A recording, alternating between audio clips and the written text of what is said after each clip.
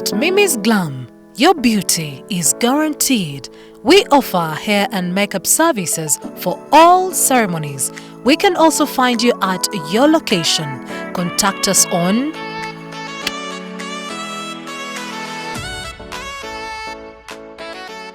Tubaniriza nnyo abalungi abali ku mikutu Uganda ey'enkya ne Solomon Kawesa mwebale tugoberera saako no tuwa feedback oba obubaka obutulagira ddala nti kituufu bye tukola mu bigoberera ate era mu bissaako omulaka. Nze muzzukulu wa Gabunga Moses Wamala nate olwaleero tuzze ng'era bwe twabasuubiza tujja kujja buli we tunaabeera n'ekyo kyennyini kye twagala okwogerako. Twagala tugende mu maaso ate okubalaga ebyo bye tuzze tunoonyereza n'ebyo bye tuzudde abasinga gye mwesiga gye mutwala ensimbi gye mulina okuzitereka abamu ne mugendayo ne mwewola n'okwewola nga musuubira nti yes mirembe giri eyo mugenda kubeera nga mukulaakulanya bizinensi zammwe oba nammwe kennyini obulamu butwala mu maaso abaana basome n'ebirala bingi.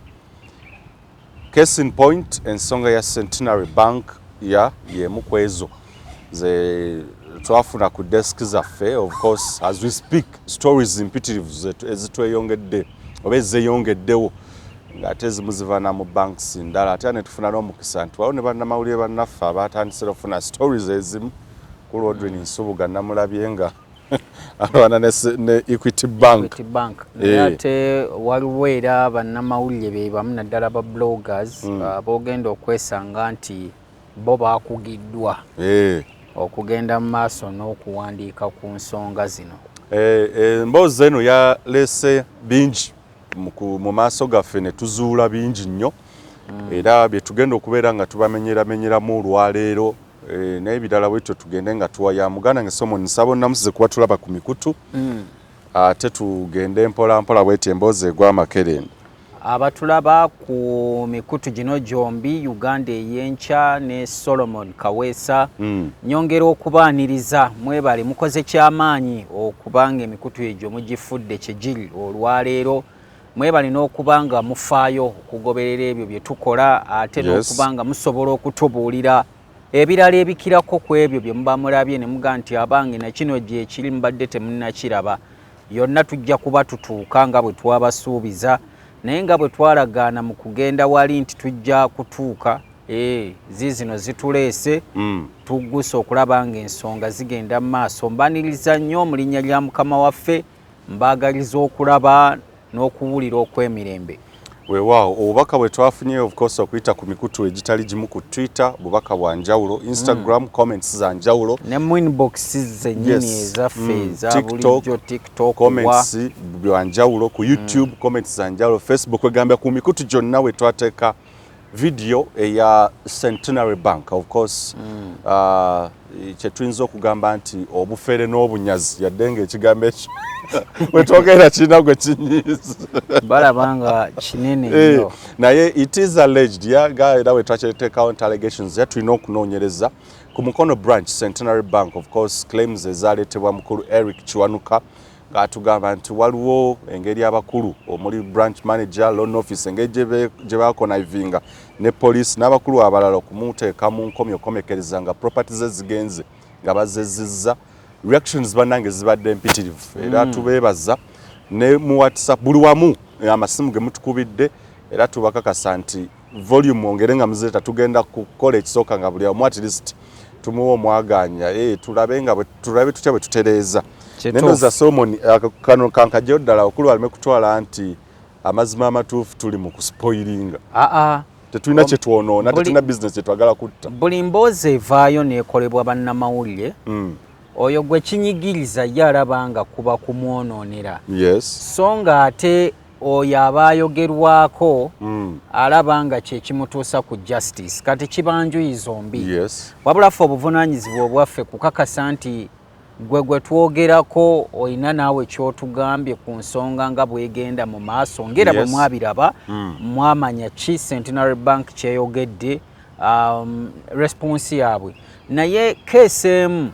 batetegeeza nti banka yonna banka yaabwe kiriya eyo just ebeera single case naye ate kiba tekitegeeza nti tewali birala byefaanaanyirizaako ebyo akabonero akaba kalaga nti banka ebeera eteekeddwa okuvaayo n'eswinginga into action ne tutabeera mu kwogera bigambo batuwaayiriza those are allegations n'obeera ng'ovaayo olaga abantu kiki ekigenda mu maaso tukimanyiiko naye kino na kino kye tuli mu kukolawo okulaba ng'embeera etereera so singa oba tokoze ekyo oba oleetera abantu okusigala nga bakkiriza nti ddala kituufu ennyumba yaabwe erimu ebivundu ate tebali redde kukola kubisweepinga out. Ekino kankikubize ddala muganda wange bukyatukola story eno observations zibadde kimu financial institutions mu ggwanga Uganda okusinga ddala banka kuva story we yavaayo ndooza ozza okiraba nti buli muntu ne banking institution gy'alimu eteekwa ayinayo agirinako akakuku si bonna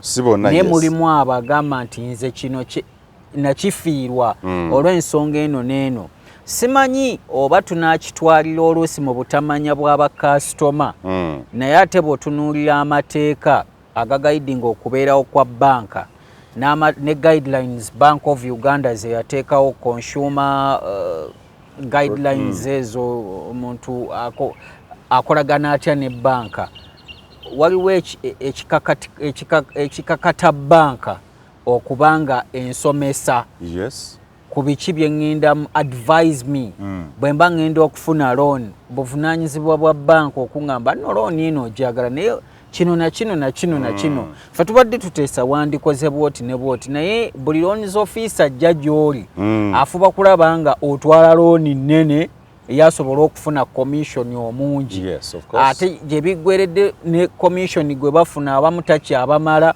ayagala ne property gy'otaddeyo batandika okukonaivinga okugitwala for example after that story wajjawo omuntu omu mu inbox ng'agamba ayina banka gye yagendamu n'ekyapa kye n'afuna loan n'asasula loan eyo n'agimalayo banka neegaanira ekyapa looya we n'amuyamba n'awandiikira banka ndowooza n'agitiisatiisa ne bapapa ekyapa ne bakimuwa addayo afune looni ku kyapa kyekimu nga bamugamba tosobola kufunira looni ku kyapa ekyo kubanga waliwo eyakyewolerako so eyo ensobi eba evudde mu lands eba evudde wa registra wa lands eba evudde mu banka kuba singa ogenda ne weetooloola n'onoonyereza ogenda okwekanga nga eyafunira looni ku kyapa ekyo munda mu banka ayina gw'amanyimu oba ng'akola mu banka eyo yennyini so ogenda okwekanga nga mulimu ensobi eziri unnecessary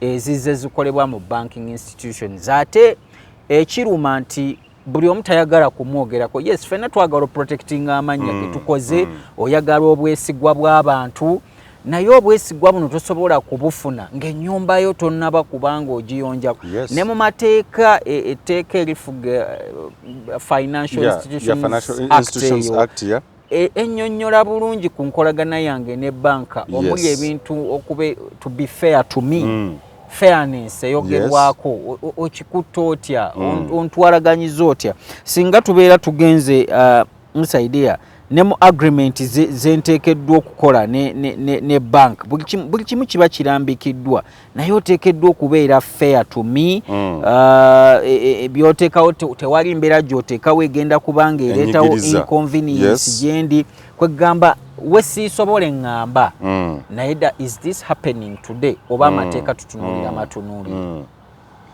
yes ekintu kya tudde ku point ya Centenary Bank Kiwanuka Eric yaleeta emboozi eno of which ereese n'ebibuuzo ebirala byonna abalala ne batulaga story mu different banks ne mu banka y'emu era Centenary Bank naye okusimba nnyo essira mu loan department what have been your observations basically ku Centenary Bank mu loans department n'ebirala byonna ekisooka kya byonna ne tuba tetunnatuuka ku loans department tusooke tuddeko waggulu abantu betu abali mu banks ez'enjawulo nga ne Centenary Bank mwogitwalidde emirimu bagifuna batya it is very important to note ojja kwekanga nga waliwo manager gw'ojja okusanga mu banka nga ebintu bye yasoma talinayo naka certificate kakwatagana ku byansimbi naye ng'atudde muli amanaginge ssente z'abantu. Siganye administration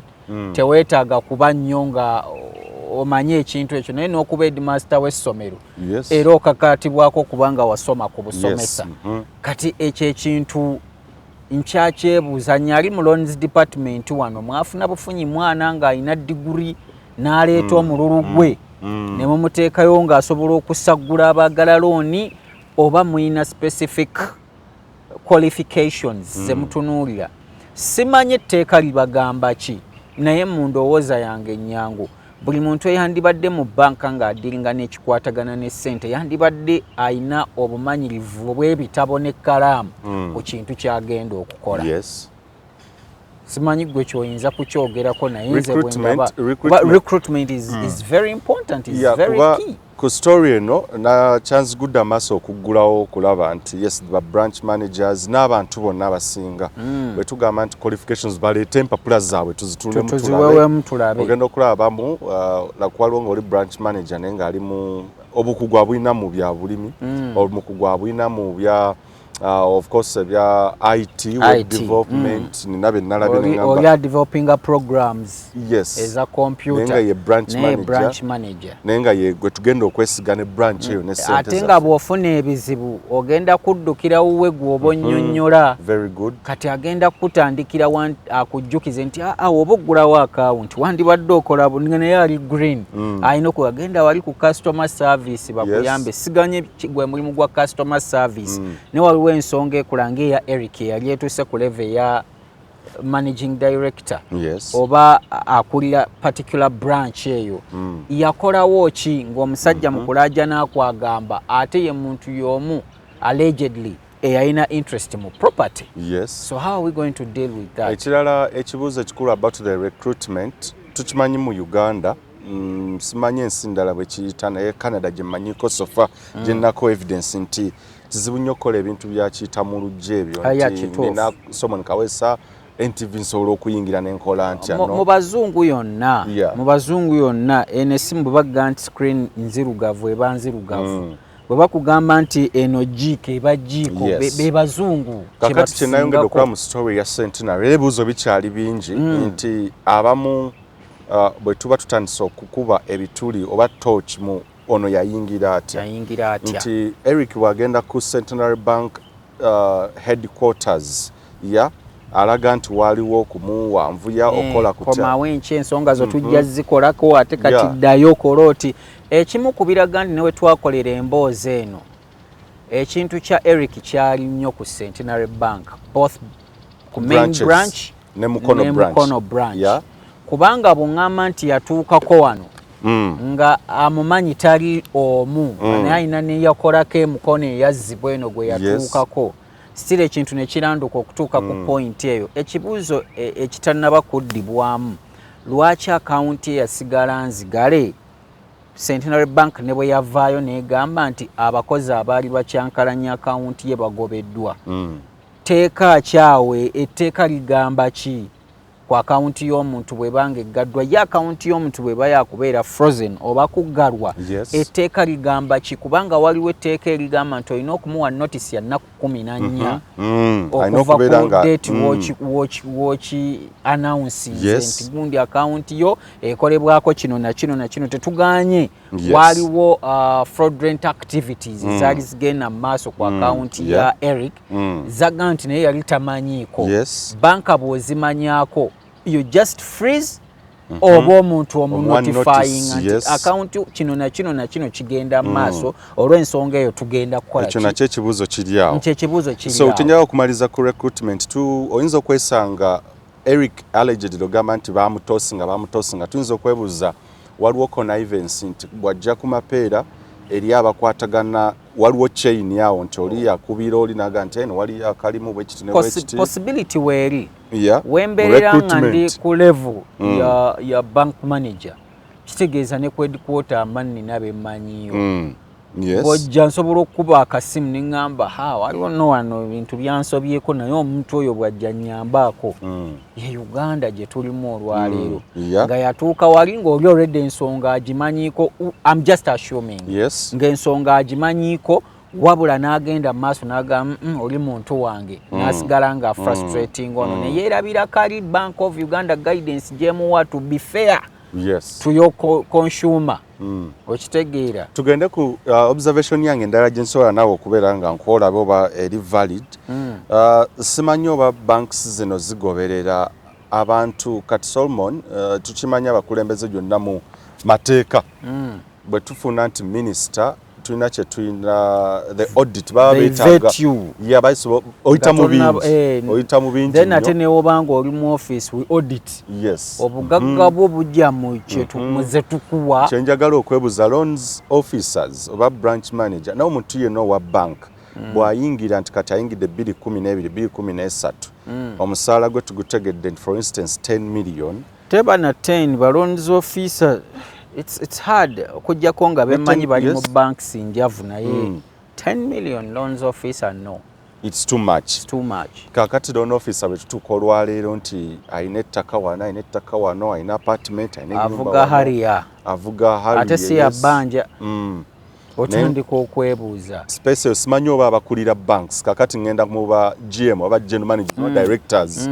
abantu baneno do you have that system egamba nti naye someone wayingira 2015 oli mu loans department gwe branch manager range over 2020 ojifuna otya siganya oyinza okuba oyina side business yo naye ejjetya kiringanze Kaweesa kukeera nga nyingidde Serena nga naye nvuga benze eriko obanga nvuga zino mwazituuma mpenkoni yabukadde binamu ata mba nazijjeewa to be honest nteekwa okubanga nino ekinnyonnyoka ekikkirizika nze no nesiba nnyo kati ku loans department kubanga omusimbi ogusingawo yes number one tugende bank ku bank nga sitade na Centenary wabbali ba loans officer bwe tutandika nti obulamu bwabwe buli butya nti sebo wayingira mwaka ki era otya wajja otya recruitment yali etya bye wasoma bye biriwa then tulabe nti 2010 oyina apartment si oyina amayimba goguze oyina ki kwegamba the directors balina otunyonyana simanyi I don't know whether they follow baba balina system eyo egoberera nti eneeyisa y'omuntu tulina akakiiko kalondoola teweetaaga kubanga omanyi nti oba atandise okufuna obugagga bwetaagisaawo akakiiko nga specifically mulimu gwako okubanga balondoola abakozi ba banka gundi ono atuula ku ttera wano tumuwe emitwalo 80 naye bwe tunulira mmotoka gy'avuga bwe tunulira properties z'alina bwe twagenza okukola ku ssaaki wano ebintu alina bingi ku mitwalo 80 abikoze atya ate afumbirwa wamala omugagga abifunye atya so simanyi but bwe tuba nga bakuwa recommendation eyo eri very key eyokuba nti banks ziteekeddwa okuba ne system eyo erondoola abakozi baabwe n'obugagga bwe bajja they are dealing with public money si zaabwe sente zaffe z'abantu kyekiringa ebigenda maaso ku NSSF ebiri mu parliament nti they have to account for every coin naye nga be bazirinako obuyinza naye baabukozesa bubi ne beewanga bwe baagala omuntu omu yazze naawe obujulizi nti yatuula n'omukulu n'abasanga nga omusimbi bagulaba ku lupapula wali ng'oli amugamba akati zino na zino zino zizo zino zange. Can you imagine on the money we toil for ne tuteekayo abakulu bazeegabanyanga bwe baaga. Then ekikulu ekirala kye nalabye ku story eno ya Centenary era where they had questions are number one nti ekintu kyonna story ya Eric erimu to allegations of murder True. And of which twandisuubidde kati ngenda mu context ey'ebintu bino when you called the public relations officer yes ne tuwulira nga alinga story atagimanyiiko ng'alaga nti nja kugira ngende maaso nnoonyereze. Omulimu gw'aba PR gwonna is to act as shock absorbers. Oluusi ekintu kiyinza n'okuba kituufu tobiraba mu gavumenti ekintu ne bakyegaana buli institution n'ekyegaana President Museveni n'avaayo n'ayimira n'aga ekyo ffe twakikola kati gwe babanga abagenda okuswaza obuswaza. I think simanyi oba wali buli kyanga PR akyuse mu Uganda, you know, how we relate with the public, how do you speak about different issues. waliwo issues nga ziba zeetaaga oluusi okwadmitinga and then you react. Yes. Nga bwe walaba Civil Aviation Authority bwe yakola yali egezaako okuba ng'eyeegaana netuuka ne ku extent egamba abantu aboogera ebyo tebalina bujulizi obutambi ne bujja ne bakakasa nti kati abantu batuyina left right center ne bakkiriza ne bagamba tuyina ekizibu kino naye tukoze bwe tuti ne bwe tuti gundi twamukutono twamukutte ne kino twakikoze kyekyo kye balina okukola nga banking institutions otherwise buli omu bwe banaamwogerako nga Equity naye ekiwandiiko kye yafulumizza weewaawo mbayozaayoza kuba bo ate bakkirizaako ne bagamba issue bali mu kugihandolinga naye mutulage action ono nga ffe bwe tuba twamubalaze wali vaayo tulage nti omukyala wuno tutudde naye era ensonga ye tumaze okukkaanya ng'ennaku z'omwezi bwezita akasente ke kagenda kukola ki kajja kudda ku account. Yeah, because okuba touch I think that's the same corporate affairs department, marketing and communications yes, Centenary Bank. Eric alleging and from 2013 he has been writing several letters get documents we yazitulaga only to be responded to after like a period of 3 or 4 years. Waliwo ne letter gyagamba ze yawandikiranga Bank of Uganda. Yes. Waliwo olugambo nti Bank of Uganda responded instead to Centenary. Naye ate sinze awandiise ebbaluwa nze complainant nze mpandiise bw'oba owandiikidde oli I expect a reply eŋŋamba nti ensonga yo tuwandiikidde banka yatugambye bweti kati wano weetuuse gwali mu nsobi banka teri mu nsobi. Eric gyatalina document ekuga nti wa banka yamwanukula Central Bank. I would expect that. N'ekirala responsiveness kukwemulugunya kw'aba customer kuba already kungi okwaze mu inbox ng'ate n'abamu bagamba ntambudde obwoya bubula okunzigwa ku ntumbwe okola otya how do you respond oli fast oba otambulanga snail oba abamu temubafaako kuba temweguya aba customer muyina bangi lwaki gw'omu tukufaako ate akantu ako katono nnyo kasobola okwonoona erinnya lya institutions singa oba tokafuddeeko kyova olaba bafaayo bo kuzikiza muliro wabula tebafaayo ku kulongoosa kiki kiba kigenda mu maaso. Kyekimu mu communication we nakwatira number 1 Centenary ensobi basically kweyo story manyi mu communication buli statement gyokola buli paragraph mu writing erina okuba n'amakulu eyinza n'okukozesa ensobi kati mu investigations tuna kye tuta panic evidence bayaga babeere responsive ku speed eyayiriire. You released the teaser first ka promo kali kadakiika emu ndoza ne second ezigwamu ne bafulumya nti statement on allegations against Centenary Bank in Solomon Kawesa's video ennaku z'omwezi zaali 2 February 2023 naye kano bakomentinga ku teaser nga full show nga 10 najja ekiro ku ssaawa 2. Centenary Bank has noted with concern a video on social media by Solomon Kawesa with allegations against our bank. We urge our customers and the public to disregard the allegations made in the news story. A statement kati eyokubiri eyo gyengenda okwesibako ennyo. Abo bagaye buli kimu kifu kyayogerako. Treat it with the contempt it deserves. Mr. Eric Chwanuka's matter is currently before court following katwano bakulaga nti tugimanyiko ewasooka tetugimanyi. Ng'ate ne PR wali mu voice note wamukumukubirako yakulaga nti ebyo sibimanyiiko naye nja kugenda mbuuliriza oba gyebiri. Kati ne weebuuza nti ani yafulumya ekiwandiiko kino did she return back oga nti we did this and this. We urge our Mr. Eric Chwanuka's story is currently before court following a case he filed against the bank. We therefore cannot comment on its details in line with the expectations of the law. Centenary Bank holds a zero tolerance policy to fraud and bribery. We encourage customers with any concerns to report to any of our branches and what's out of free numbers. Naye neno your statement esembayo Centenary Bank holds a zero tolerance policy to fraud and bribery. Omusajja wandisa amabaluwa for many years. Era gabadde mangi. Abagamba bani property yange mugitunda naye mutya. omusajja kye yasinga okwogera ekyanshocking nti bamuweereza ebbaluwa ezikakasa nti ye yakkiriza okutunda property nga signature eriko weewaawo eyinza okuba nga yali ye naye nga si ye yagisayininga okwo kuba nsobola okukwata signature yo mu soft copy nenjipestinga awo n'abasaba nti abange original kwe nasayininga eriwa. Yes, ngesa wino tunaga nti signature President Museveni eggwanga lina ligimanyi. Era nsooka document yange nenteekako signature ya Museveni. Naye bw'onsaba nti we yasayininze original wewa awo nkubira emiggo. Yes. Kakati awo ndowooza we tujja okuteekera the bank to task okutunnyonnyola nti original ekikuba tagenda sayininga ku photocopy. Twagala zo originals ziriwa muzituleetereko tulabe tumanye nti ddala kifo omukulu yasayininga. Then ekirala kya mention nga kyenda mu letter writing ne bwetaba bank naye formal letter writing basajja bakulaga tu Kiwanuka Eric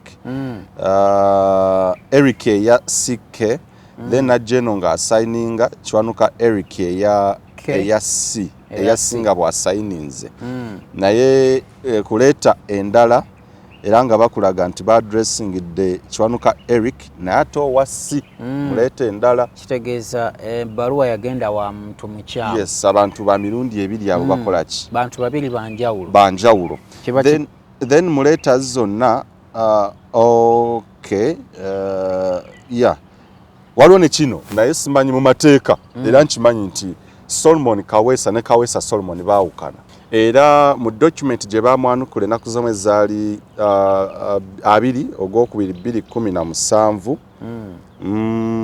no January 15 2017 ekulaga nti baja addressinga to Mr. Eric Kiwanuka naye nga ziri ez'okurecallinga loans baali baza addressinga to Kiwanuka Eric.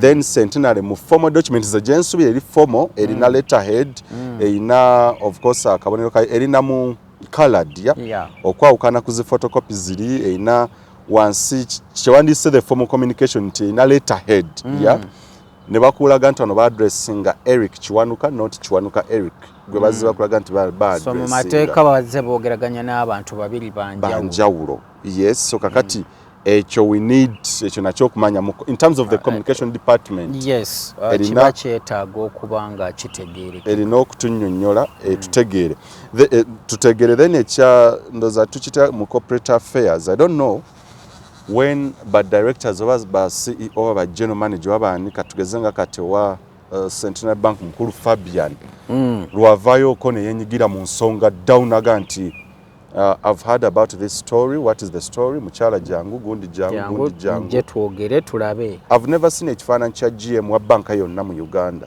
nga solving ensonga ya customer. For instance nze oba nkitwala bulala mu public relations Equity Bank for instance story eyo general manager omuli okulaga nti that kituufu there is that waliwo ekigenda maaso ekitali n'okukwatagana ne bakasitoma baabwe ne bayita omukyalo nti jangu million zabadde meka what and what that photo only ekomyawo trust y'abantu ne confidence oyinaga ne baga eno banka bw'ozanyira ku customer ne GM avaayo tosobola kumala gatumanyira they keep coming to you. Naye yatulaba nnyo ojja kwebuuza simanyi banka mmeka where the GM is accessible. Kizibu kubanga n'abasinga enfunda checkpoints zoyitamu okubatuukako obutuusi ziba nnyingi. Abalina kalina bafuba okulaba nga yasemberayo ddala waggulu ofuna obuzibu okulinnya okumusanga waakiri. So ndowooza abantu bano nabo tubafuula oba accessible.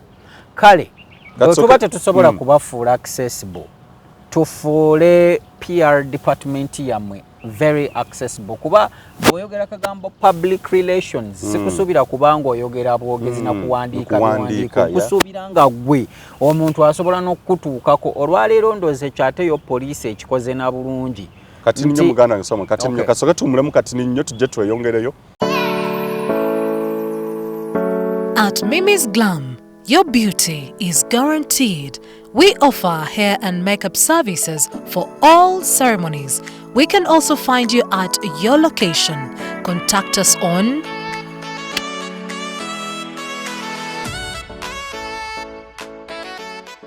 tokkiriza bayiga kuswaza na kwonoonera mukolo gwo. Kankwanjulire Batokia Group abakugu era abeesigwa mu kwogerera emikolo gyonna. Mwanange bali banyumisa ku noti 7 noti 2 7 noti 7 Tokia Group bano bakuyambako ne mu ntegeka z'emikolo endala. Gamba ng'okuwa abafumbi abalungi baashaze bakatumwa ne bakazanyiikirize tendisa ebibbe bitane ebirala bingi. Songeera bano bamanyirivu mu nsonga y'okukyusa ebiwandiiko. Tokia Group abogezebwa ku mikolo tugende tukole.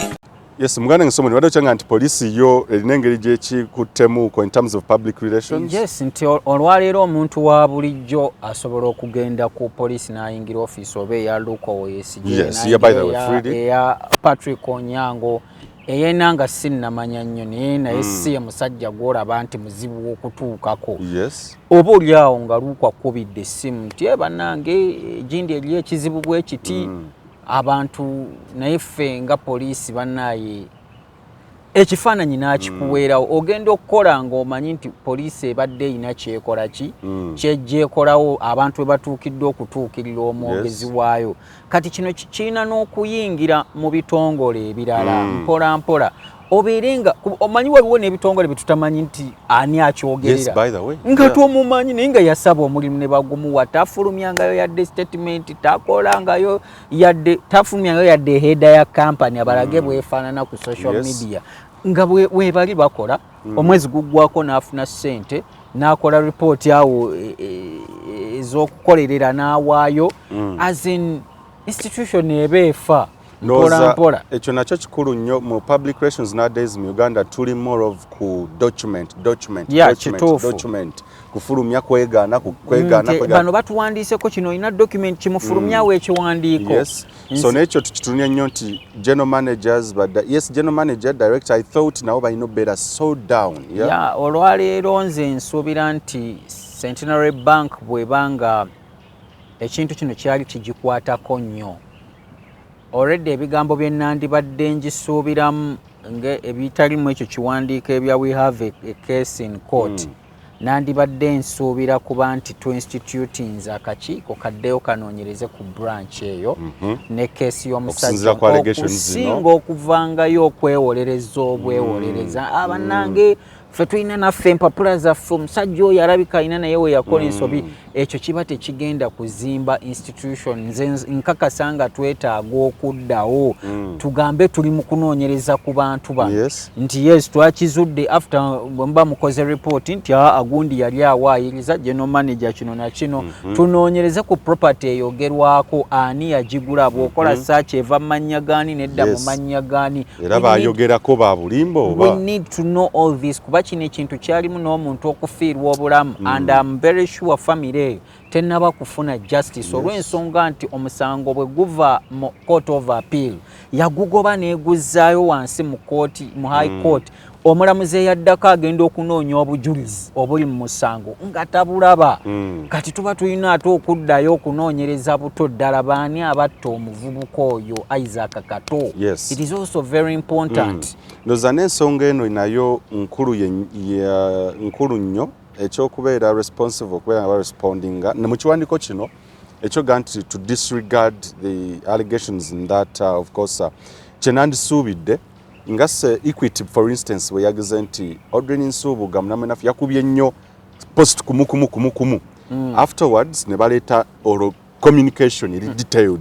Ne bakulaga nti we of course address you as follows. Number 1 tukimanyi sasa kugamba ne bakulaga bwe kimu for Centenary Bank I thought number 1 twanuka Eric customer waffe era tukiriza kino na kino kyaliwo ku account ye. However ku nsonga eno neno awo ffe tetulina kye tumanyiiko eyo ye statement eri formidable yo mtu nagamba nga ya mugundu naga bakkiriza ensobi yaabwe kirabika mu bakozi baabwe osanga banakitereeza naye okwegaana si kulungi.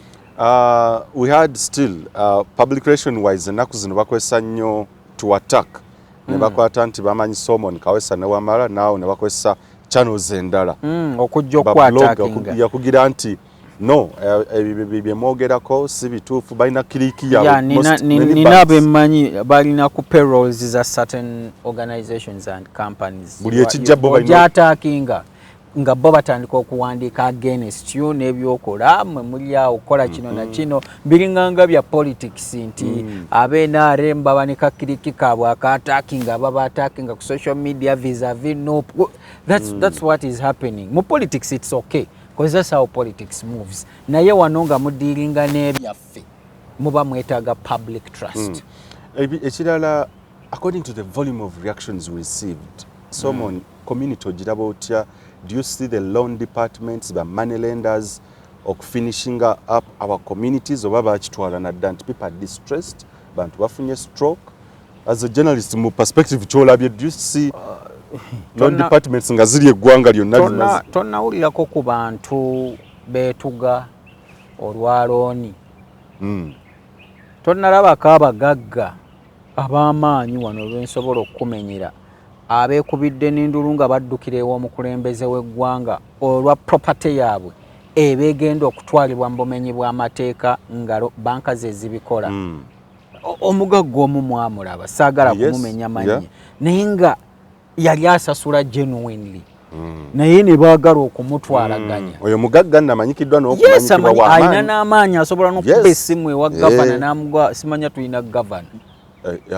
Okay, ekyo kale okimenyeewo nkimenyeewo ekyo ewa deputy governor n'amunnyonnyola ku nsonga ye. Anyway, ebiseera ebyo twalina governor naye nga ebaaliwo omukulu oyo ne bwaba president, so president yani amukubira naye n'atayambibwa. Kati olwo omusajja ati Kiwanuka Eric oba omutwala yenna. Kiwanuka Eric tolina bw'ogamba ng'ovaayo oli banka yalize ffe tuli open, buli omu ajja kukyogera tuli open, naye akugamba eyajjanga n'atafuna kuyambibwa yali agenda kudda ayimirire waggulu ku kizimbe ky'amapeera mu mulengere bulengezi abagaye nti yenze munkoleko otherwise. Waliwo story mami wange gyenyumiza nti yagenda mu company emu Dubai of recent naye nga agikulira ali ku reception n'amuyitako n'amugamba n'abuuza wa reception nga tamanyi nti ye even a proprietor wa business n'amugamba naye njagala kulaba general manager, is it okay? N'amugamba ensonga ki gy'omwetaza? Amugamba nina meeting naye njagala kola investment watandula. N'amugamba okay, twambuke waggulu mu kutuuseeko. Ne balinnya lift bulungi nnyo n'amugamba tuulawo nze general manager naye nga ali yamusanga ku reception. Naye how many corporate companies, how many banks ze tulina mu Uganda nga ddala kituufu osobola okusanga general manager ali awo interactingako n'abantu. Omuntu akirabanga omuntu ayinza okugamba ayinza okuresponda naga mwagala babe ba wansi bwe batu babeere. Ate ebiseera ebisinga bw'ogenda mu kampani ate ezikola emirimu emirala Kebe hotel osobola okusanga agikulira nga waali naye sseba aweereza aga mzeeyo oyagalayo kakinti akasoda akukankaleete nadduka n'akaleeta omulimu agwenyigiramu n'aba owuninga ebifo bwebito yenyigiramu. Nze ntera nnyo okulya ku papazaawo naye osanga Misa Kisemakula yajja muzeeyi odayo nze ngikolako ogolaba naye musajja wattu azze yeetisse sowaani y'omucomo n'agukuteera awo. Bino byonna bituyigiriza ki? Yes, manyi mujja abamu baagala ozikiza olutalo nga bakola social corporate responsibility. Ebyo corporate social responsibility anti nze oluzungu saalusoma nnyo ddukaza kati ne bagaba ebitabo ne peeni okusiimulawo obubi bwabwe naye era busigalawo. Nze nja kubeera n'okukkiriza nga munnayuganda omulala nti singa ebigenda maaso mu banks zonna buli omu aba teyeekyekinze olw'emboozi eno eya Centenary Bank, nja kulowooza nti oba waliwo olugendererwa okubanga baavuwaza bannayuganda abeewola singa tewabaawo kikolebwa. Kubanga terms kwe twewolera nina kanso gwe nali njogera naye ng'era naye alina omusango gwalimu manerenda ze zisindika bannayuganda mu manerenda ate ne baba bubi nnyo. Waba otuuka ewa manerenda balina already etteeka eririwo naye era still ayagala kukozesa endagaano ezi bbiri ayagala etunda n'egula era abantu bangi bali mu kooti ne bamanerenda ate bamanerenda tebalabuka ninayo babiri bemmanyi baluzinze emisango egiri mu bukadde 2-3 ne batafuna na compensation ate ne basasula abaloobi omuntu yagenda n'awolera munne ku ndagaano ezi oli n'azeegaana kuba kopi zombi yazinamugamba endagaano 2 gwe wali okirabyewa tugende mu kooti omulamuzi n'abuuza omukulu gw'endagaano 2 wali ozirabyewa mu law of contract it is not there omulamuzi n'amugamba zino nfu toyina gwe wawola ate n'omuguza kati byebiki nga omulamuzi n'abagoba n'aluzinga lwakuba kati kye bakola bwakuwa era mwegendereze bwakuwa endagaano n'osayininga kwetunda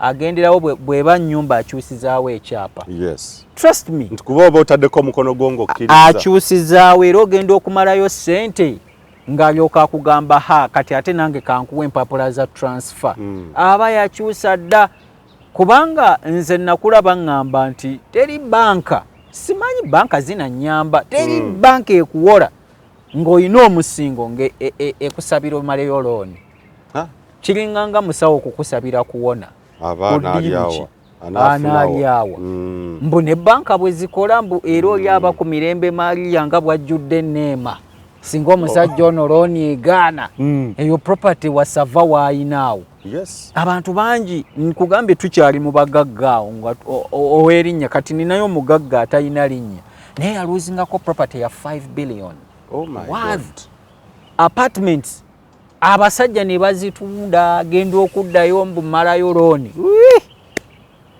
ate ekisinga okwewuunyisa property ya Eric bwebanga ddala yatundibwa banka neereeta n'ebiwandiiko ddala property eyo yali ya busente bwa wansi nnyo nga ne bwe mwatunda Eric teyasigazaako balance amuweebwa mu mateeka oba mu etteeka lyakyuka nti bw'otunda property yange otwala batulage akawunti kwe bateeka sente z'enfisi ku bye baatunda mu property ya Eric eyo nakyo kikyali awo kibuuzo tekinnaba kuddibwamu kubanga mu mateeka nina abantu bemanyi abakyabanja banka ga ninayo obukadde bwange 2 property yange bagitunda yali wa this nali newoze kino bwe twebalamu nga kiri kyenfisa and they give you back your money Eric yafisa sente mmeka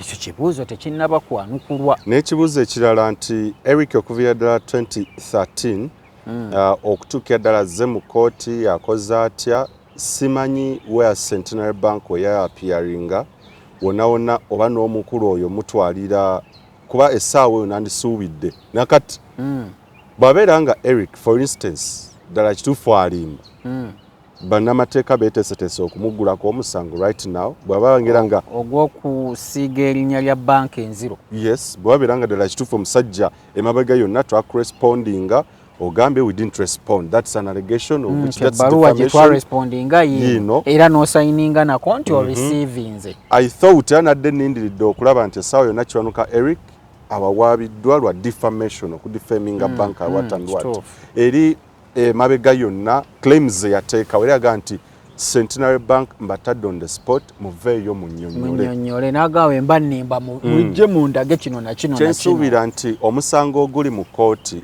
banka erina policy eya fraud ne bribery right now eyo policy yatulazeeko ku kintu kyerina okukola nti okuyita mu polisi zaffe nga bank kino na kino webabaawo allegation tukola bwe tutya akakiiko tukataddewo kanonyereze ku allegation of fraud mu Centenary Bank branch ey'emukono we've not seen that yet ekiraga nti kireetera ddala ebibuuzo either nti omukulu obutafaayo bw'abantu bano oba okubanga munnaaye bo bwe bakirabye ng'ensonga tebakwatako tebalina musango tebalaba na nsonga lwaki balina okuba so responsive ekyakyenalabye mu story and actually it was an eye opener to me okwongera okuzibuka amasonga waliwo era yankubirira nga aliisingirwa eyo naye nga kumpi alina banka era gyeyagabako naga nti muzeeyi waffe yafa over this matter the same issue nafunako nange omuntu aŋŋamba nti mukadde waabwe yafa lwa bintu ebyo nti actually olunaku lwatwala baaci esembayo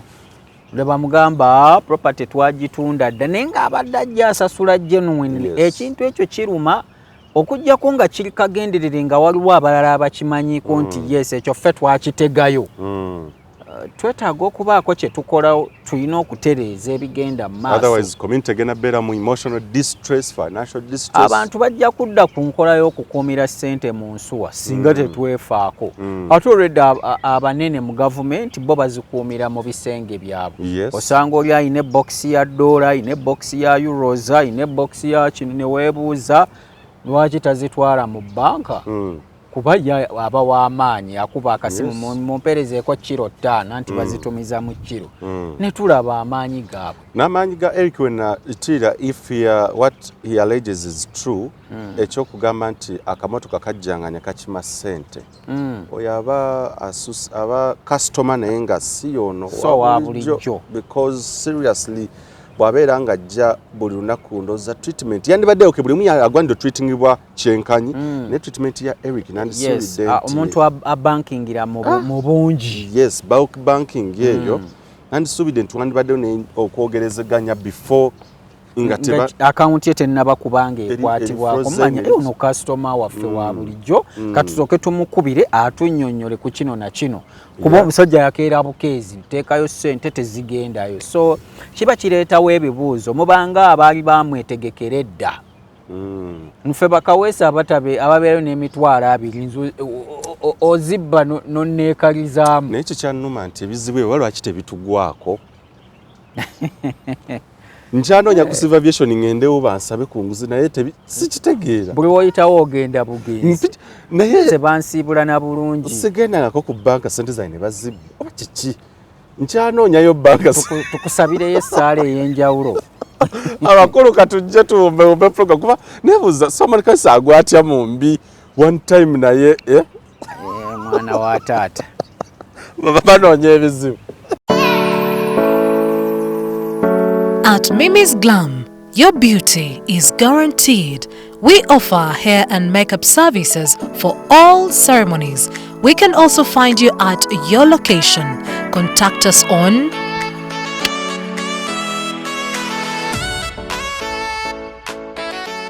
Capstone Junior School ly'essomero lye weetaaga okukubangulira omuyizi mu mulembe oguddukira ku misinde nga tusomeseza mu curriculum 2 eya wano ne Bungereza. Tulina DK ey'omulembe eri amabujje okuva ku myezi 16 okutuuka ku myaka 2 n'ekitundu. Gattako nursery, kindergarten ne pre-primary ku baana batasukka myaka 6. Buli kimu omuyizi kye yeetaaga mu kuyiga oba okuzannya afuna kyabwereere nga n'omuyizi tumutambuza okuva ewaka okutuuka ku ssomero buli lunaku. Obutendeke bw'abasomesa baffe busobozesa omwana wo okuba omuyiiya, okuzuula ekitone kye, okweyambisa ebyuma bikalimagezi ng'akyali muto. Tuli ku musingi ogutakatonda. Ebisale byebyo ebijja mu nsawo ya buli muzadde. Era tolwa, wandiisa omwana wo asomere ku Capstone Junior School.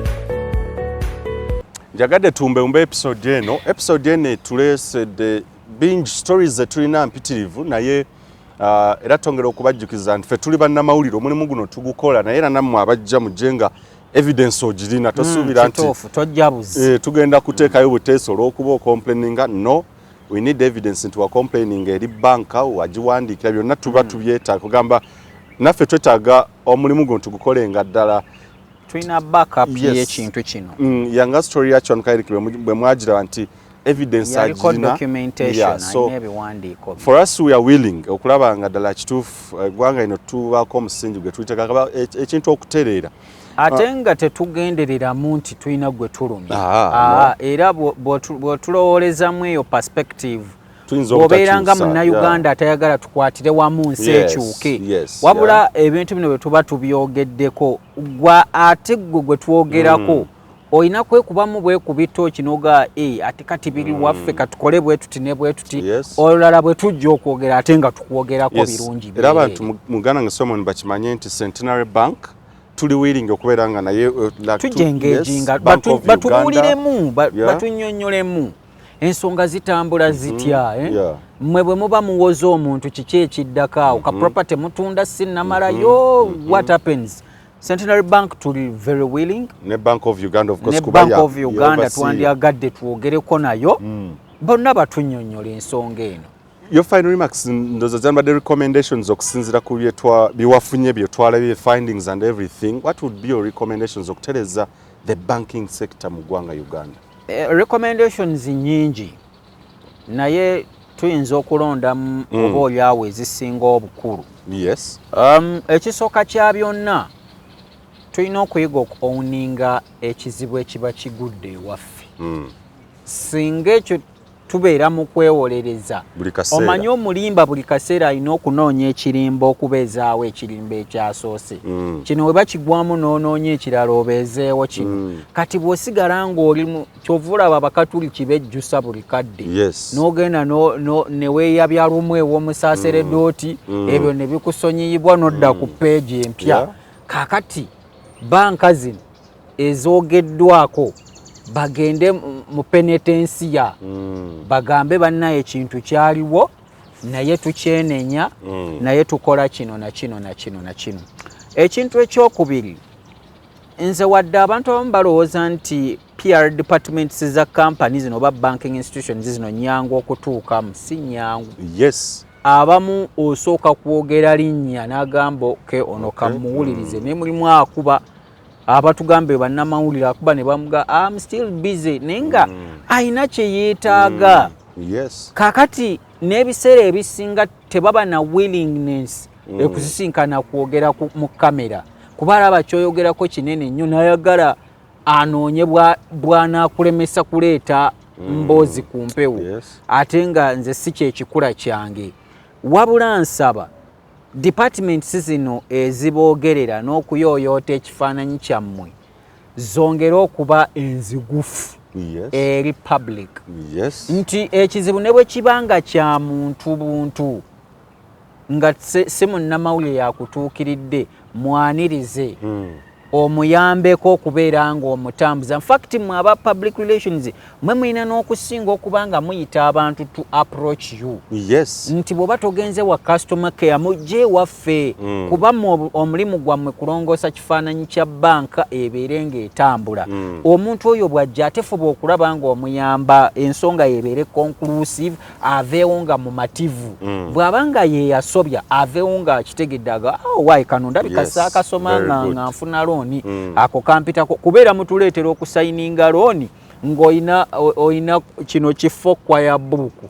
Nze byonsuubira okusoma era omuntu bw'aba ayagala ssente anoonyako nsayiningawa wagenda okuteeka omukono naye ejjukira naggambe wali mu guidelines Bank of Uganda zeebawa olina obuvunaanyizibwa okwadvisinga client n'omunnyonnyola kimu n'omugamba amateeka gonna tugasomye nno munnaye naye waliwo lino na lino waakiri gugandibadde makulu n'oyisaamu omuntu n'akola okusalawo nti kanderooni oba nedda oba njira nnindako neeteeketeeke. Naye bw'obanga abantu temutadde kale bwe bibanga bikaluba amateeka mangi mutandikewo okukola muba ne YouTube channels. Fewe tuli musobola okutusasula obuntu bwe ne tububaterayo nga bwe mbadde mulaba obulango we bulwaninga nenkakuterayo waakiri PRO n'osomesangayo ku mateeka ga looni mangi ne n'otuwangayo kala 3 nti omuntu oba onoofuna looni oteekeddwa okukola bwoti ne bwoti ne bubanga abantu babulaba alaba ate mu nnimi ez'enjawulo abantu era omuntu bw'aba ajja okufuna looni abamu nakali mbadde ndaba obuntu bwabwe neddawo gwa nnimba ababanka bagamba bwe bati najja ng'ali educated. Okweducate nga tekitegeeza mutuuze misomo kuba tugenda funa ba clients bonna kakadde kamu mitwalo 8 otuule nabo otandika okubasomesa naye buno abantu abatugoberera n'abagoberera ba vloggers and bloggers abalala bangi mubawe ssente ezo kuba ne bw'onoozitwala ku radio oba TV abantu abasinga kati they consume content from social media. Abo nabo beetaaga ate be bamu ku ba clients bammwe abasinga n'okusinga so obeera obeetaaga so kati eyo PR alina okutereera tutunda tutya ekifaananyi kya bank. Number 2 bannange tutandike okubeera ng'abakulembeze ba banks nga tufaayo okumanya ebigenda maaso. Gwalina okubeera updated si gwalina okulimbibwa wabula gwalina okubeera nga gwamanyi. Olina n'okubaayo ne bakaddeyideeyi ba abakubuulira nti abo bakulimba ekiri wali kikyamu gendayo kola bwoti oteekwa okuba nga obwongo bwo tebulowooza ku kusayininga documents zokka kutuuza board meeting na bisigadde oteekeddwa okuba nga weenyigiramu. Abakozi b'okozesa kababeere kakaaga naye ab'enkiza abali mu bifo ebiyitamu ssente nnyingi obalingiza. Singa President Museveni yali talingiriza bantu bakozesa teyandiba managinzi naye akulingiriza n'amanyi okola ki. Wamala oli muntu wange simanyi oba oli muntu we oba nkuwayo. Nedda siri muntu we. Yo lwaki? Siri muntu we. Oli waani? Sina gwendi. President Museveni sikyali wange siri muntu we. Okimanyi nti mu mateeka okkirizibwa okubaako newoogwa politikale? Yes, nzikirizibwa naye mu bye Uganda sina wengo era President Museveni siri muntu we. Nze ndi wakatumba oye kati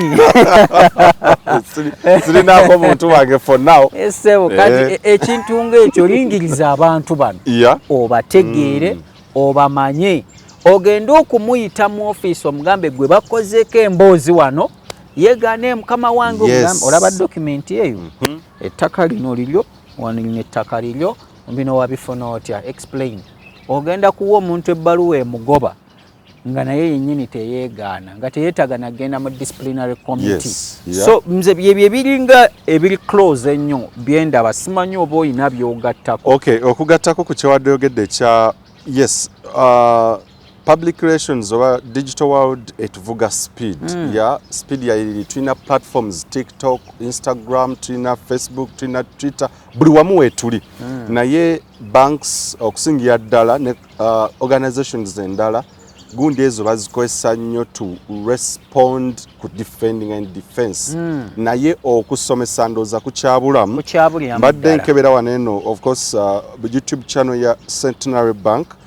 Bw'olaba ebintu ebikwatagana ku loan bwa seconds dakiika 2-3 tebiggwayo bulungi. How about doing, this is my thought, nti okutereza for instance nti loan department eno jakwesanga abantu bangi baginako obuzibu. Loan department yo nga kennyini oba nefuna interaction ne weba live session antu ne babuuza ebibuuzo byonna bye baagala ku mikutu egyo gyonna ne bagamba nti bannange omwezi guno oba na week 2 tuziwaddeyo. Musobola n'okugamba kati tuzze ku platform yammwe Solomon Kaweesa Uganda eyenkya musooke musabe abantu buli kibuuzo kye balina bisooke bijje nga bwe bijje babituwe ffe tujje tubibasoye mwe mubannyonnyole. I think it's the way to go. Ekyo ndowooza emikutu gino eno ne bweba kuba abantu YouTube channel muntu amazima yiye ya useto tebagenda kucharginga sente nti ozze ku NTV ozzeewa bagenda kucharginga sente active no. These channels ogenda komekeza yadenga nemi yaneje emikutu ino gikozesa naye tuleme gikozesa ate ku advertising twaleseeyo kano mubawo obulango obusomesa abantu abalaba ku bintu bino ebya looni kuba ekintu kya looni kyatuuse wala abantu buli alina business okugikuza alowooza ku looni naye agijjeyo atya. So n'emikutu gino eno ndowooza tufune engeri gye tugikozesa okwengaginga abantu but through informing and guiding and educating them. Nti abantu bangi nnyo bayinza obuteeyiwa ku mapeera naye bwe tubeera nga ddala kiri tukozesa emikutu gino bulungi.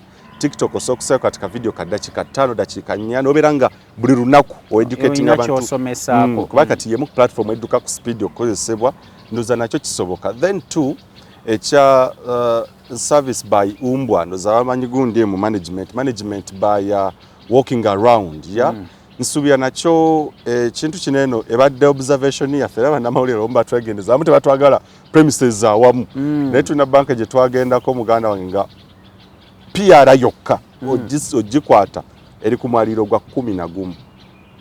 Olina okusooka oyambuka eyo. Oh my God, 11 11th floor. Ng'otunula eno wansi onoonya ani g'otuukirako oba customer relations oba nakikwegamba nga olaba amadaala g'oyambuka nti mu hierarchy mu bukulembeze bwonna obeera nga onalaba nti the governance ddala kituufu nnungi ekyokubeera nga nti bali reliable ate approachable. Yes.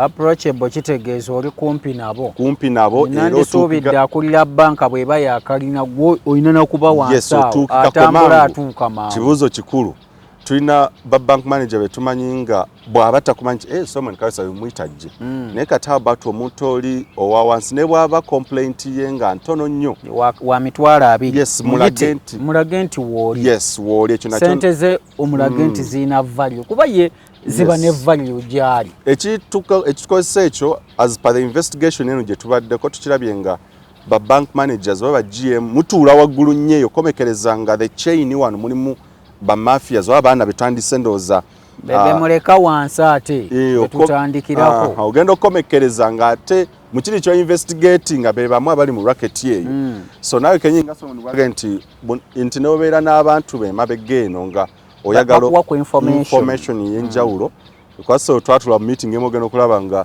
omukulu waliwo nekyatamanyi nti kyafuluma ate ekyo kyajja kita so ndowooza tulina okubeera nga tuli close nnyo n'abantu confidence ne trust ibyo tebijjako babukomi mu kuwandiika nti tuwandiise mu biveeko no confidence engeri gye mugenda okukwatamu ensonga muzikutte mutya ate era muzigonjodde mutya naye ekikulu bwe babeerawo ekizibu bannange twadmitinge siraba kizibu kyonna banka okugamba ntya complaint eneze complainant jangu somon jangu amala jamwena mujje obadde otesa I think kijja komekereza nga abantu bagenze beyunira bongedde okweyunira bank naye okusinza ku report eya World Bank omwaka gwali gwa 2018 yalaga nti mu Uganda bank abantu bagenze bazeewala bagenda bazza sente waka bakola batya bambalimba manerenda abarakati beesiga essimu ateeka ku akawunti ye naze controlling okwo nti naye n'ekirala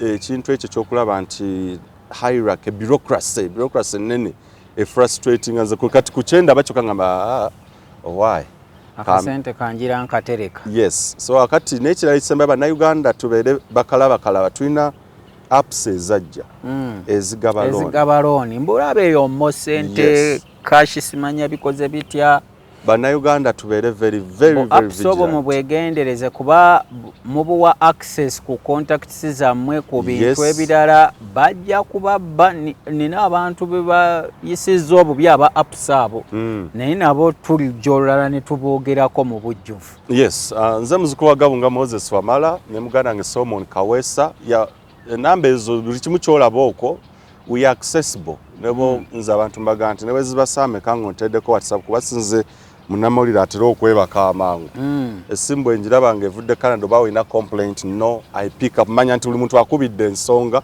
okuleka nga okubye nga oyinza okugambya nti no naye bobeera nga you have an issue bannange tubeere nga tukwatagana yo final remarks muganda wange ndoze zange era nziwadde mpozi okubaagaliza obulamu obulungi mwebale nnyo n'okutugoberera okusubscribinga okutwagala n'okukkiririzamu ebyo bye tukola tujja kusigala tukola kyekimu kubanga ffe bwe kuyitibwa kwaffe ate bwe butume bwaffe kale tetuyinza kubanga tukyuka oba okukola ekirala ekiteekuusa ku ekyo. Stories and tukyazileta mu inbox buli wamu tulina mpitirivu tujja kubategeeza mu maaso awo eddako naye nazo tuzirina era twaganduza tusooke tutereeze banking sector eno tulabe nti yes abakulu ensimbi abantu babe ne confidence nga waziteekayo si bwe kaseera nti alina okuyita ku banka waliwo gwe nalaba ngamba nti nateekayo emitwalo 5 gyange naye nga buli kaseera mpitawo ndabe oba banka ekyali nzigule so trust eyo twagala ddala tukole omulimu omunene katujja ate tulabe abamasomero bano abatandise n'okusaba abaana ebintu ebitalina nakusabibwa nti olina okuleeta kino ndowooza we tujja okuwumbira ate tujje tulabe oba ne education tuli ku mulamu oba twaguvaako dda. At Mimi's Glam, your beauty is guaranteed. We offer hair and makeup services for all ceremonies. We can also find you at your location. Contact us on